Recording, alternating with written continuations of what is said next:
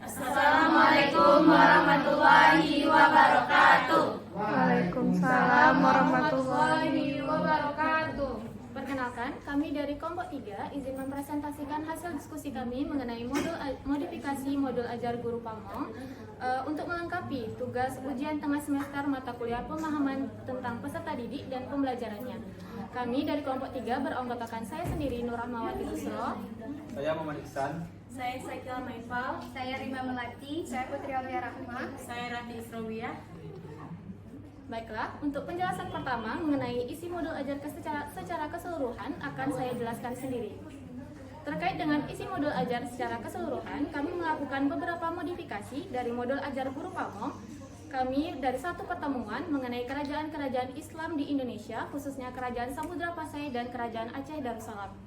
Modifikasi ini kami lakukan setelah mendapatkan beberapa pemahaman dari mata kuliah yang sudah kami pelajari, serta dengan melihat situasi dan kondisi sekolah dan peserta didik di sana saat melakukan observasi dan wawancara mendalam. Sesuai dengan komponen modul ajar yang dimuat dalam laman Kemendikbud, ada beberapa komponen dalam modul ajar itu yang tidak dimuat dalam modul ajar yang disiapkan oleh guru Pamong kami, di mana beberapa itu adalah kompetensi awal, jenis asesmen yang digunakan juga tidak dimuat, materi ajar yang disajikan hanya dalam bentuk pembagian link PowerPoint atau dalam bentuk link drive. Tidak ada pemaparan materi ajar dalam modul ajar tersebut. Selanjutnya, pengayaan dan remedial juga tidak dicantumkan dan glosarium maupun daftar pustaka juga tidak dilanjutkan. Dalam merancang pembelajaran ini, kami menggunakan pola berpikir understanding by design atau UBD.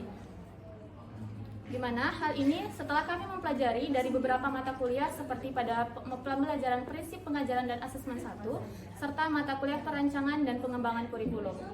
Dalam perancang pembelajaran, sebagaimana menurut KIABI tahun 2021 menyebutkan bahwa UBD memfasilitasi pembelajaran bermakna sesuai dengan kebutuhan peserta didik, berbasis hasil yang terdiri dari 3 tahapan utama, yaitu menentukan tujuan pembelajaran, yang kedua menentukan asesmen, dan yang ketiga dilanjutkan dengan menentukan kegiatan pembelajaran. Nah, dengan menggunakan pendekatan UBD dalam pola berpikir merancang pembelajaran ini, kami berharap dapat melaksanakan pembelajaran yang berorientasi pada hasil yang sesuai dengan kebutuhan dan karakteristik peserta didik. Hal ini sejalan dengan pendapat dari Wiggins dan McTiga yang menyebut dalam bukunya yang berjudul The Understanding by Design tahun 2006, yang menyebutkan bahwa UBD berfokus pada hasil yang diinginkan dan kebutuhan peserta didik. Dengan memberikan pemahaman yang mendalam dari suatu konsep yang dipelajari untuk membantu siswa memahami ide-ide penting sehingga menghasilkan pembelajaran yang lebih bermakna untuk mentransfer pembelajaran mereka ke situasi baru. Selain itu, dalam merancang asesmen, UBD juga menggunakan penilaian yang otentik sehingga dapat memberikan kesempatan kepada siswa untuk dapat menerapkan pembelajaran mereka dalam konteks yang lebih bermakna. Sekian penjelasan dari saya, dilanjutkan oleh rekan saya mengenai tujuan pembelajaran, profil pelajar Pancasila, dan juga pesarana dan prasarana oleh Rima Melati. Kepada Rima dipersilakan. Baik, terima kasih. Di sini saya akan menjelaskan tujuan pembelajaran, profil Pancasila, dan sarana prasarana. Yang pertama yaitu tujuan pembelajaran, di mana pada modul guru Pamong kami hanya memuat mengidentifikasi dan menjelaskan. Itu termasuk ke dalam C2 dan C3, di mana berdasarkan teori kognitif taksonomi Bloom, untuk ranah pendidikan tingkat SMA harus mencakupi C4 sampai C6, di mana yaitu menganalisis, mengevaluasi, dan menciptakan. Sehingga kami memodifikasi tujuan pembelajaran guru Pamong kami menjadi C4 sampai C6, yaitu menganalisis kerajaan Islam di Indonesia, yaitu berfokus kepada Kerajaan Samudra Pasai dan Aceh. Untuk poin yang kedua yaitu profil pelajar Pancasila. Profil pelajar Pancasila ini sudah termuat pada modul guru Pamong kami, sehingga kami tidak memodifikasinya lagi, tetapi kami memasukkannya ke dalam modul yang telah kami bikin, karena profil pelajar Pancasila ini diwajibkan untuk termuat di ranah pendidikan, karena profil belajar Pancasila pembentukan karakter peserta didik sesuai dengan Pancasila. Yang ketiga yaitu sarana dan prasarana.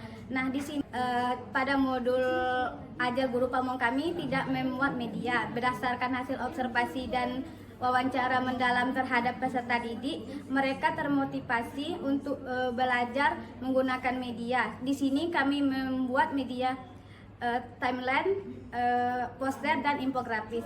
Sekian penjelasan dari saya. Dilanjutkan oleh rekan saya, Sakila Maipal.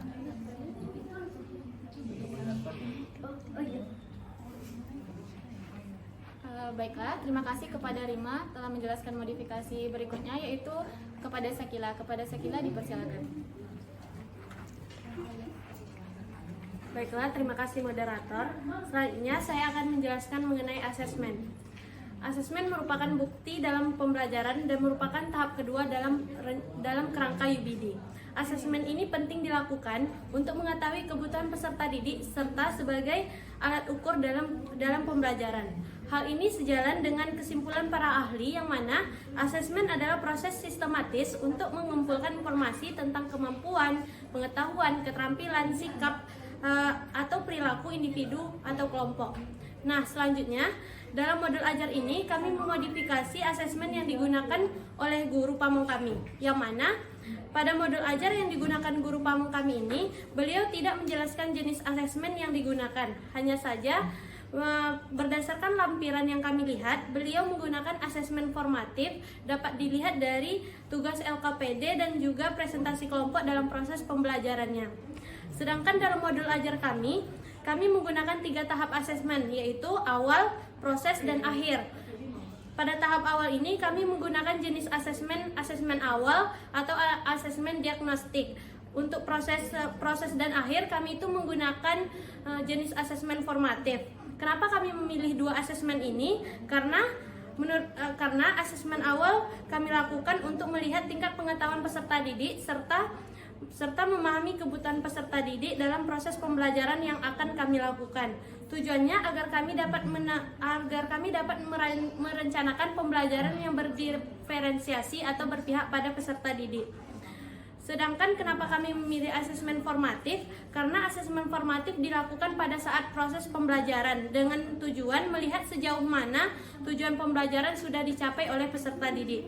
Hal ini sejalan dengan pemahaman yang kami dapat dalam mata kuliah prinsip pengajaran dan asesmen 1, yang mana asesmen awal adalah evaluasi yang dilakukan pada awal pembelajaran untuk menilai pengetahuan, keterampilan, dan pemahaman awal siswa terhadap materi yang akan dipelajari. Tujuannya adalah untuk membantu guru memahami kebutuhan dan tingkat pemahaman siswa sehingga mereka dapat merencanakan pengajaran yang lebih efektif. Sedangkan asesmen formatif adalah asesmen yang berorientasi pada perkembangan peserta didik. Sepanjang proses pembelajaran, guru dapat mengadakan asesmen formatif untuk mengetahui sejauh mana tujuan pembelajaran sudah dicapai oleh peserta didik. Selain itu, asesmen formatif juga sebagai proses evaluasi yang dilakukan selama pembelajaran berlangsung untuk memberikan umpan balik kepada siswa dan guru tentang kemajuan belajar mereka. Selanjutnya, dalam modul ajar ini kami menggunakan asesmen awal dalam bentuk memberikan pertanyaan pemantik terhadap peserta didik terhadap materi yang akan dipelajari. Sedangkan asesmen formatifnya kami membaginya menjadi tiga penilaian untuk individu, yaitu penilaian sikap, pengetahuan, dan juga keterampilan. Hal ini sejalan dengan pendapat Benjamin Bloom yang mana Bloom mengemukakan bahwa penggunaan asesmen dapat dilakukan untuk mengukur 3 ranah, yaitu kognitif, afektif, dan skill. Untuk penilaian sikap, keterampilan, dan juga pengetahuan, kami menilai berdasarkan kompetensi, berdasarkan implementasi kriteria dalam profil pelajar Pancasila, yang mana dalam profil pelajar Pancasila yang harus dimiliki oleh peserta didik yaitu beriman dan bertakwa terhadap Tuhan Yang Maha Esa, berkebinekaan global, mandiri, bernalar kritis, kreatif, dan juga bergotong royong. Dalam penilaian sikap, kami menilai berdoa, kebinekaan global, mandiri, dan percaya diri.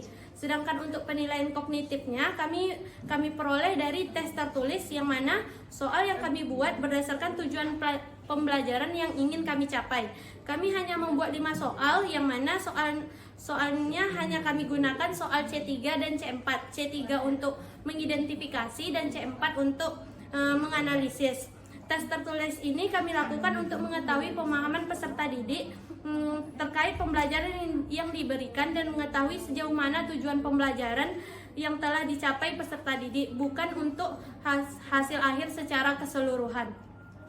Selanjutnya itu aspek keterampilan. Kami menilai dari aktif dalam mengemukakan ide, berpikir kritis, kreatif, dan keterampilan menjawab. Hal ini dinilai berdasarkan penilaian individu peserta didik pada saat presentasi kelompok.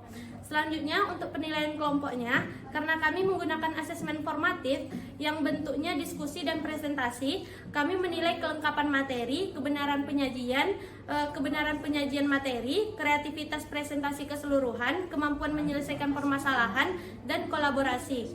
Untuk nilai dalam afektif, keterampilan dan penilaian kelompok, kami memberi nilai dari rentang 1 sampai 4. 1 untuk kurang, 2 untuk cukup, 3 untuk baik, dan 4 baik sekali. Untuk kognitif, kami menilai dari hasil tertulis, yang mana jumlah soalnya berjumlah ada 5 soal. Setiap soal kami beri nilai 20 untuk skor maksimal tiap soal. Mungkin itu saja yang dapat saya sampaikan. Saya kembalikan lagi kepada moderator. Baik, terima kasih kepada Sakila Maifal yang telah menjelaskan mengenai asesmen. Penjelasan selanjutnya yaitu mengenai model, metode, dan kegiatan pembelajaran akan dijelaskan oleh Putri Aulia Rahma. Kepada Aulia, dipersilakan. Terima kasih kepada moderator. Selanjutnya saya lanjut kepada bagian model, metode, dan juga kegiatan. Sebelumnya pada modul Pamong itu menggunakan model Discovery Learning dengan metode diskusi dan juga LKPD. Kami melakukan modifikasi dari segi metode dan model serta kegiatan. Hal ini dikarenakan setelah melakukan observasi selama 1 minggu di SMA 1 Batang Anai, kami menyimpulkan bahwasanya peserta didik lebih cocok menggunakan model PBL atau Problem Based Learning. Di sini kami menggunakan metode ceramah, diskusi, tanya jawab, dan juga penugasan. Nah, untuk bagian kegiatan kami menyesuaikan dengan Sintak PBL, di mana di dalam modul kami itu memberikan pemahaman bermakna, di mana pemahaman bermakna ini berisikan inti dari pembelajaran sehingga menggambarkan kepada peserta didik apa saja pembelajaran yang akan dilakukan ke depannya. Nah, kemudian untuk langkah-langkah pembelajaran, pada pertemuan pertama kami memfokuskan pada Kerajaan Samudra Pasai dan juga Kerajaan Aceh. Nah, kami memberikan pertanyaan pematik kepada peserta didik, di mana kami menampilkan 2 gambar peta Kerajaan Islam di Sumatera serta Kerajaan Samudra Pasai dan juga Samudra Aceh. Nah, setelah menampilkan gambar peta, kami mengembalikan lagi kepada peserta didik, kira-kira dari gambar yang kami tampilkan, apa pemahaman yang ada di pikiran peserta didik setelah melihat gambar peta tersebut. Kemudian kami memberikan kesempatan kepada peserta didik untuk menyampaikan pendapatnya sesuai dengan pemahamannya pada saat itu. Baik, kegiatan pertama yaitu pendahuluan. Seperti biasanya, guru membuka pembelajaran dengan salam dan juga berdoa. Kemudian guru mengecek kehadiran siswa dan mengecek kebersihan serta suasana kelas. Kemudian yang ketiga, guru menanyakan materi sebelumnya atau refleksi. Kemudian yang keempat, guru menyampaikan tujuan pembelajaran. Yang kelima, guru menyampaikan garis besar pembelajaran serta guru melakukan pertanyaan pematik seperti yang sudah dijelaskan sebelumnya. Kemudian pada kegiatan inti, kami memakai 5 sintak. Yang pertama, orientasi peserta didik pada masalah. Nah, pada bagian ini kami sudah merancang 2 pertanyaan pematik yang akan diberikan kepada peserta didik, sehingga nantinya peserta didik bisa mengolah masalah yang ada pada pembelajaran. Kemudian yang kedua yaitu mengorganisasikan peserta didik untuk pembelajaran. Nah, di sini kami membagi peserta didik menjadi 6 kelompok, di mana kami sudah membagi setiap kelompoknya untuk mendapatkan 1 materi yang akan didiskusikan. Selanjutnya kami akan memberikan bahan ajar kepada peserta didik untuk berdiskusi. Dan yang terakhir, peserta didik berdiskusi dengan kelompok kerja terkait dengan materi yang sudah dibagikan. Nah, sintak yang ketiga yaitu membimbing penyelidikan individu maupun kelompok. Nah, pada tahap ini guru sebagai fasilitator itu membantu jalannya diskusi. Baik ada yang kesulitan bagi peserta didik atau kurang pemahaman bagi peserta didik, maka guru sebagai fasilitator itu membimbing kegiatan diskusi. Kemudian peserta didik boleh bertanya, baik itu bertanya, memberikan saran ataupun kritik ketika diskusi berjalan. Kemudian sintak yang selanjutnya yaitu mengembangkan dan juga menyajikan hasil karya. Nah, pada tahap ini guru membantu jalannya proses presentasi. Kemudian peserta didik saling bertanya dan juga menanggapi dari kelompok lain. Ya, yang ketiga yaitu guru memberikan klarifikasi atau penguat atau juga bisa dapat berupa kesimpulan terhadap hasil dari diskusi peserta didik. Nah, yang terakhir yaitu menganalisis dan juga mengevaluasi proses pemecahan masalah. Pada tahap ini kami memberikan video pembelajaran yang sudah kami selipkan di bahan ajar untuk dapat dilihat peserta didik. Nah, yang terakhir yaitu kegiatan penutup. Pada bagian ini, peserta didik menyimpulkan pembelajaran, kemudian juga guru mengklarifikasi terhadap kesimpulan. Selanjutnya guru menyampaikan materi untuk pertemuan selanjutnya, dan yang terakhir guru menutup pembelajaran dengan doa dan salam. Mungkin itu yang saya dapat sampaikan. Saya kembalikan ke moderator. Baiklah, penjelasan berikutnya mengenai pengayaan, remedial, dan materi ajar akan dijelaskan oleh Rati Israwiyah. Kepada Rati dipersilakan. Baiklah, terima kasih kepada moderator atas kesempatannya. Di sini saya akan membahas materi pengayaan dan remedial. Untuk materi pada modul yang kami dapatkan dari pamong kami ialah tentang kerajaan Islam di Indonesia. Nah, sedangkan pada modul kami ialah kami menjelaskan tentang kerajaan Samudra Pasai dan kerajaan Aceh. Nah, alasannya ialah karena sekarang kan sudah menggunakan kurikulum merdeka yang mana materinya sudah dipadatkan, yaitu membahas 10 kerajaan. Karena modul yang kami buat hanya untuk 1 kali pertemuan, maka dari itu kami mengambil kerajaan Samudra Pasai dan Aceh Darussalam. Selanjutnya untuk pengayaan adalah program pembelajaran yang diberikan kepada peserta didik yang telah melampaui KKM. Fokus pengayaan ialah memperdalam dan memperluas kompetensi yang dipelajari. Hal ini senada diungkapkan oleh Suharsimi Arikunto. Ia menyatakan bahwa kegiatan pengayaan ialah kegiatan yang diberikan kepada peserta didik kelompok cepat, sehingga peserta didik tersebut menjadi lebih kaya akan pengetahuan dan keterampilan, dan lebih mendalam pada penguasaan pembelajaran. Selanjutnya, remedial, program pembelajaran yang diberikan kepada peserta didik yang belum mencapai kompetensi minimal. Salah satu upaya untuk membantu siswa yang belum mencapai ketuntasan belajar berupa kegiatan perbaikan yang mencakup segala bantuan bimbingan yang diberikan kepada peserta didik untuk meningkatkan hasil belajar agar mencapai ketuntasan belajar yang diharapkan. Menurut Izati, remedial berarti hal-hal yang berhubungan dengan perbaikan. Program remedial merupakan implikasi dari teori belajar tuntas yang memerlukan upaya tambahan untuk mengatasi dan membantu siswa yang belum mencapai ketuntasan belajar. Salah satunya adalah dengan mengadakan program remedial untuk membantu siswa yang belum mencapai ketuntasan belajar. Pada modul yang diberikan oleh pamong kami itu tidak ada pengayaan dan remedialnya. Nah, pada modul kami itu kami membuat pengayaan dan remedialnya, yang mana bagi peserta didik yang sudah mencapai nilai ketuntasan diberikan pembelajaran pengayaan. Peserta didik yang mencapai nilai ketuntasan maksimal diberikan materi dengan pendalaman sebagai pengetahuan tambahan. Kemudian peserta didik mempelajari lebih lanjut kerajaan bercorak Islam, yang mana pada awalnya itu tentang kerajaan Samudra Pasai dan kerajaan Aceh Darussalam. Bagi siswa yang melakukan pengayaan akan melanjutkan pada kerajaan Demak dan Cirebon. Kemudian untuk remedialnya, pembelajaran remedial dilakukan bagi peserta didik yang belum tuntas capaian pembelajaran. Kemudian tahapan remedial dilaksanakan melalui di akhir dengan tes yang diadakan sebanyak 1 kali, dan jika masih belum mencapai ketuntasan, maka remedial dilakukan dalam bentuk tugas tanpa tes tertulis kembali. Kemudian peserta didik mempelajari kembali tentang sejarah dan perkembangan kerajaan-kerajaan Islam. yaitu pada materi Samudra, Pasai, dan Aceh Darussalam. Terima kasih, kembali ke moderator. Baik, terima kasih kepada Randi atas penjelasannya. Penjelasan selanjutnya mengenai refleksi pembelajaran akan dijelaskan oleh Muhammad Ihsan. Kepada Ihsan, dipersilakan. Baiklah, saya ucapkan terima kasih kepada moderator. Saya akan melanjutkan pada materi selanjutnya, yaitu refleksi pembelajaran. Refleksi pembelajaran merupakan kegiatan yang sangat penting dilakukan oleh guru dan siswa.